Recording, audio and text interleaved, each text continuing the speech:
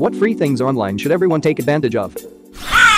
NoBotProject.com. It's a website that has compiled psychology topics into easy-to-read modules. They have been compiled by psychology university professors to help facilitate free education for students. You can even download the ones you're interested in as a PDF as many times as you want. All of this is free. Thanks for this. You're welcome. Please share it with anyone you know that might be interested in using it. Not to rain on this project because it seems great, but how are you supposed to get a job in psychology by learning through this? Is it mainly a tool for doctors keeping up to date on new studies or for people already enrolled in college? I would say that this is mainly a tool for people already enrolled in college, but also it could be a resource for people interested in different topics that psychology studies and just want to learn about that specific topic. The author or authors of each topic always cite their sources and sometimes include videos to reinforce the content.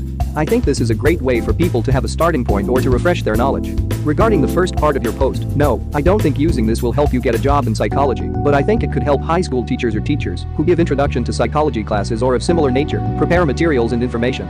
Agreed to your second paragraph. The site is targeted to professors who don't want to increase the cost of college for their students. For example, I use it as assigned readings in my Introduction to Psychology and Social Psychology classes. Of course, others can use it too. Zilles Library. Millions of free books and articles in multiple formats. You can download up to 5 books a day without an account and up to 10 if you sign up for free. It's a really great site. I saw this in a previous post. This should be a lot higher. It's taken me a long time to get used to the idea that I never have to pay for a book ever again. Confirmed, I just downloaded 2 textbooks a few days ago, saved me about $300. Zilles Library seems to be a library Genesis mirror. LibGen has the same books, no download restrictions. That is amazing. But it says that I need an app to open the books. How do I solve that? You check the format when you download the books. If it's .pdf, you need a PDF reader. If it's .epub, you need an EPUB reader, and if it's .mobi, you need a Mobi reader. You can find all of them online. Edit. A word. Thank you. You're welcome.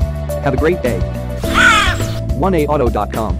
It is a car parts supplier, but their videos show exactly what tools you need, what parts you need, and how to do a repair yourself. Great money saver if you don't know much about mechanics.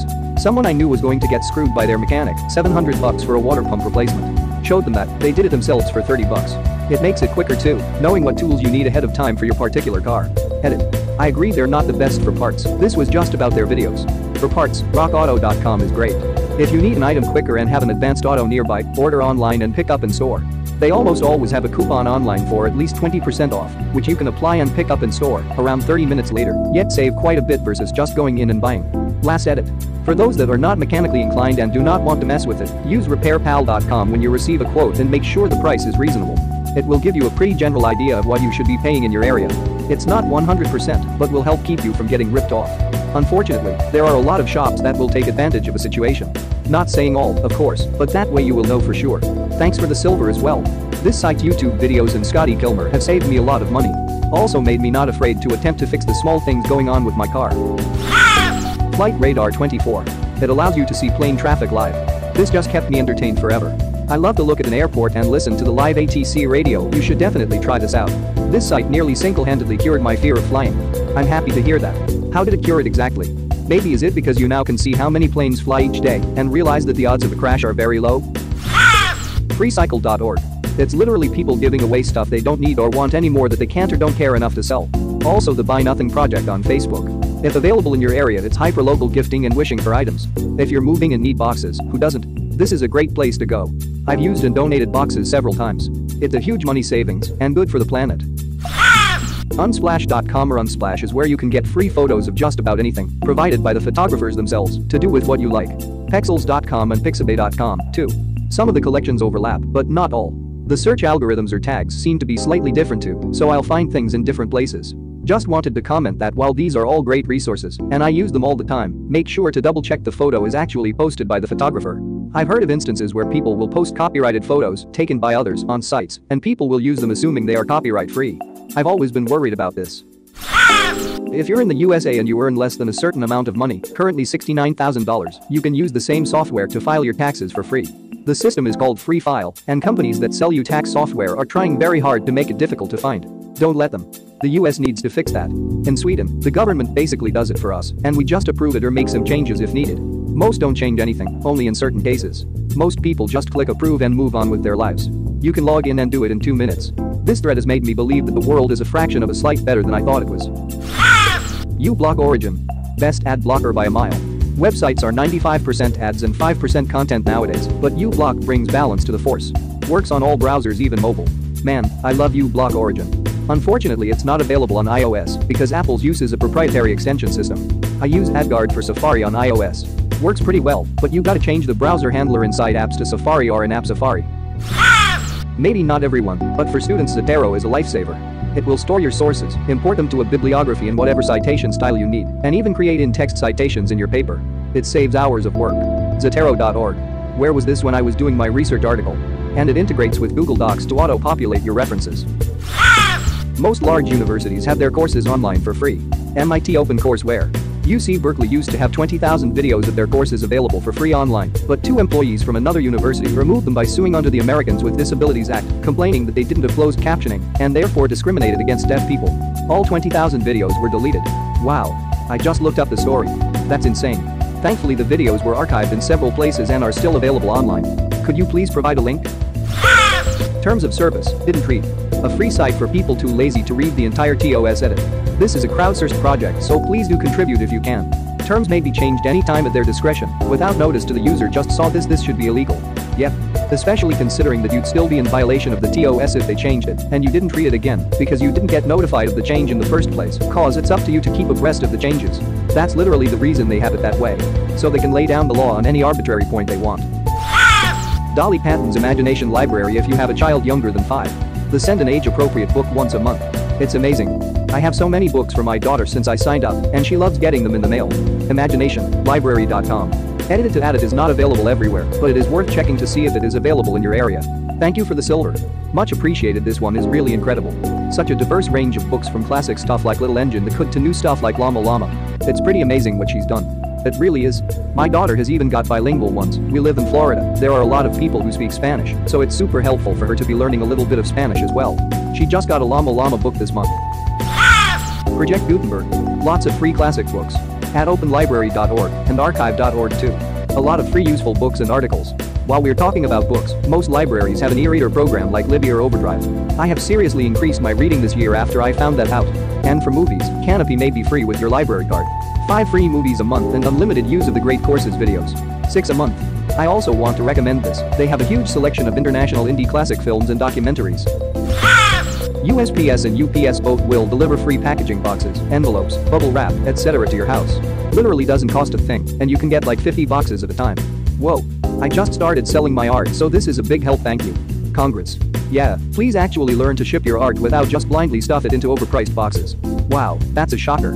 Used to work at a UPS store, and we charged a ton of money for boxes and bubble wrap. People would be so mad if they knew about this. The Anki flashcard app for laptops is really dope for committing things to long-term memory and is free. Does it use spaced repetition? Yep. Just today I finished some cards that I won't review again until 20 days from now. What are your settings? You mean like how do I use the app? I just have one deck and use tags to separate groups of cards. That way I can practice everything in one place or review specific subjects if I need to.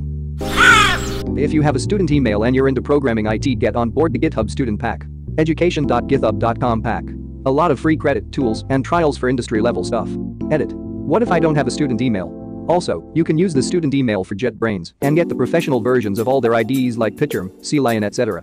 Shit, I didn't know this. The community edition has been working well for me regardless though. Yes, the community edition's still great. I don't use all of its functionalities as well. One notable difference for me is IPython notebook support, which I haven't tested out actually, but I want to. Skiplag.com for flights. It's so good that United sued them and lost. They essentially exploit the pricing manipulation that airlines use. Example, if you want to go from Phoenix to Atlanta, sometimes a ticket from Phoenix to Fort Lauderdale connecting through Atlanta is cheaper.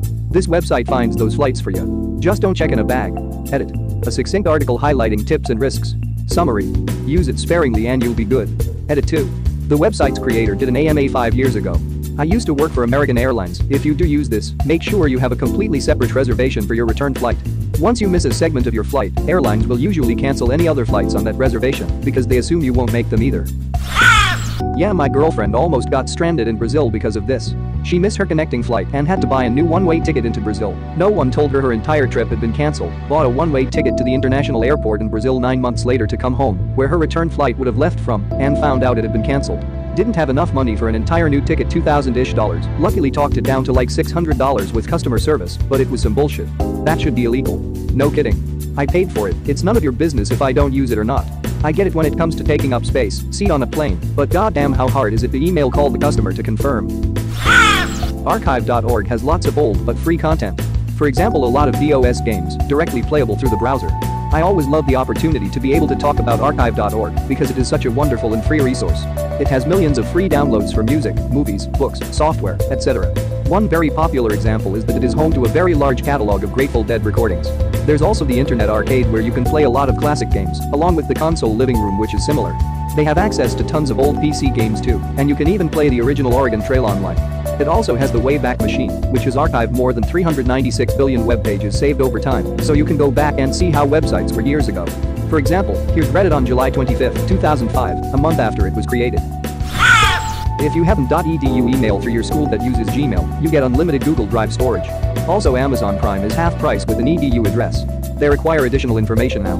I think it's because some schools slow alumni to retain their edu address. I still have mine, and it's been about 4 years since I've taken any courses there. Edit. For those saying I'm wrong, it might vary based on the domain.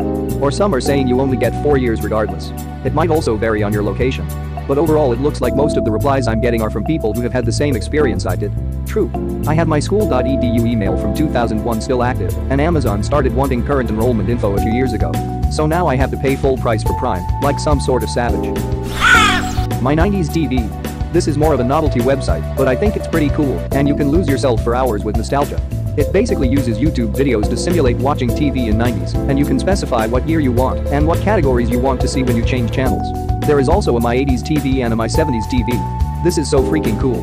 I love how seamless it is. When flipping through channels it picks random videos based on the channel programming, and it does not always start at the beginning, just like regular scheduled TV. Awesome. Edit. I've been checking this out only for a few minutes, but already have been introduced into new music I love that I've never seen previously, and also seen commercials for movies I want to watch also that I have never heard of before. Totally different way of traversing the YouTube rabbit hole. Astronomer here.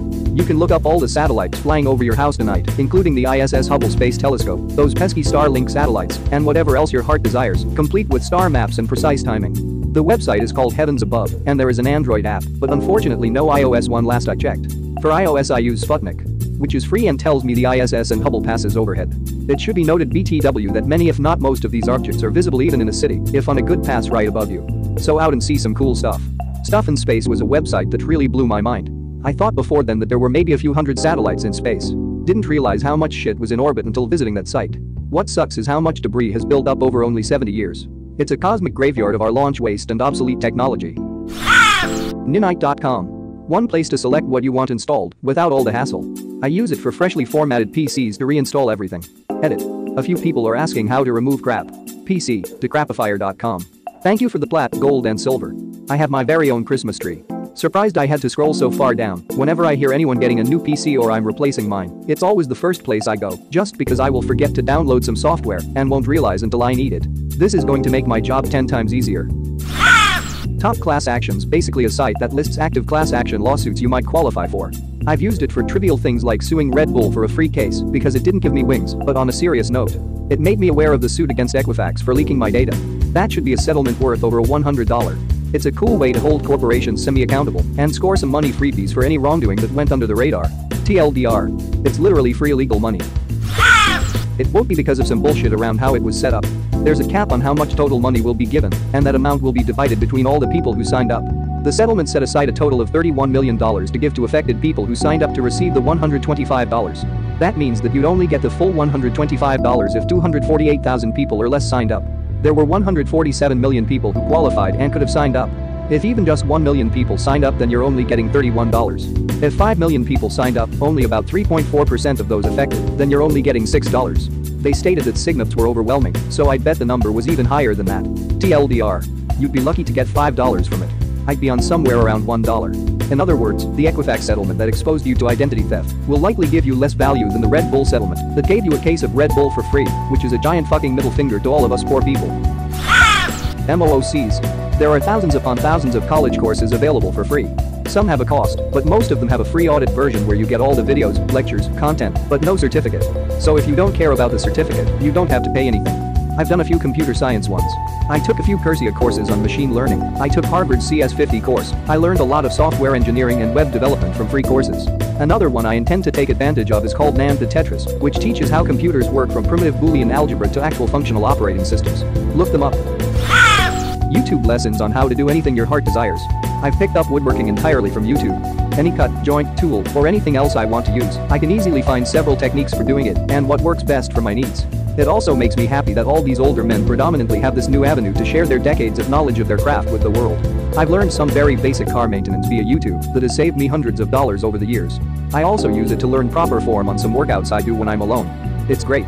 YouTube is really great. I use YouTube for car repairs as well. It saved me thousands. Khan Academy is an awesome site to learn how to use some programming languages. Doesn't get into the really advanced stuff, but it's good for a start. I recommended this to my 14-year-old for the summer. I'm interested in seeing what he learns. Give him some ideas or challenges what to use his coding skills for. It can become quite school-like boring to learn coding by coding just for coding's sake. There is a YouTuber, Michael Reeves, that does code-based projects for fun. Videos like his get me into learning basic code versus just doing it.